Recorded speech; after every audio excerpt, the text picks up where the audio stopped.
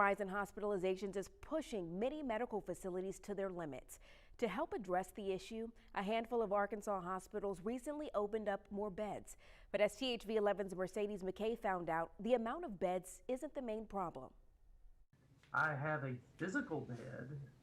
I just don't have enough staff to take care of the patients if they were in those beds. It's the same story from the bottom of our state to the very top. The staffing is probably more of an issue than even the bed capacity right now. Rural hospitals have the room for more patients, but not necessarily the people to treat them. It's frustrating for everyone not to have more bodies in the system to pull from. Rex Jones says this only adds more stress to his already stretched to the limit team at Magnolia Regional Medical Center. The more prolonged the problem is, it gets to a point where everybody's reserve that they have is gone. At Baxter Regional Medical Center in Mountain Home, infection preventionist Stephanie Free says the Omicron variant is taking its toll as it spreads through their team. We have additional employees out with Omicron, COVID, of course, now too. So it is definitely a stretch, not just for beds, but for staff as well. Staffing is also one of the biggest issues Conway Regional Hospital had to figure out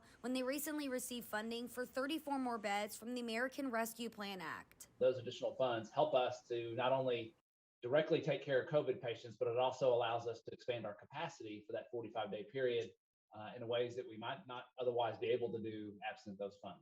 CEO Matt Troop says the hospital is bringing in outside help while also offering incentives for staff to work longer hours. It's a both and, not an either or.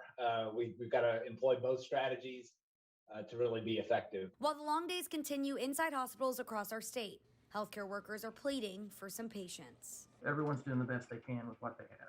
Mercedes McKay, THV 11 News.